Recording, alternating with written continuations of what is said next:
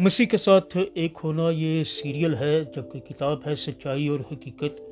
मुसन्नफ़ जपटकॉक, producer Emmanuel Aslam, आवाज़ में शाहजाद शौकत, और ये सफ़ा नंबर 74 है। ग्रोइंग डिज़ायर, बढ़ती हुई ख्वाहिश। जो ख्वाहिश खुदा हम में पैदा करना चाहता है वो दिल की ख्वाहिश होती है। ये ख्वाहिश अपनी चारा जोई या मामूली लहर से बड़ी होती है। हमारे अंदर एक कायल करने वाली ज़ोर आवर कुव्वत है। ये हमारे इरादा पर रोशनी डालने वाली और हमें अपनी मंजिल मकसूद की तरफ धकेलने वाली होती है। अगर हम चाहते हैं कि खुदा हमारे दिलों में इस किस्म की ख्वाहिश पैदा करे, तो जब रूह काम करता है तो हमें उसको या उसके कदम ब कदम रखने की ज़रूरत है या चलने की ज़रूरत है।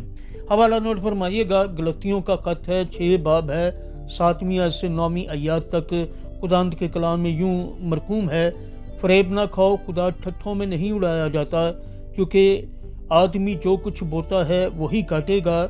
जो कोई अपने जिस्म के लिए बोता है वो जिस्म से हलाकत की फसल काटेगा, और जो रूह के लिए बोता है वो रूह से हमेशा की ज़िंदगी की फसल काटेगा।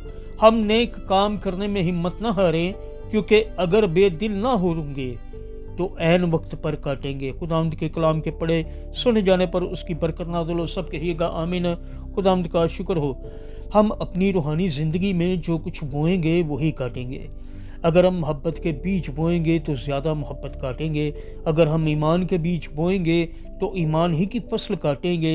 इसी तरह अगर हम यीशु की चाहत के बीज बोएंगे तो हम अपने अंदर बहुत बड़ी रूहानी ख्वाहिश काटेंगे।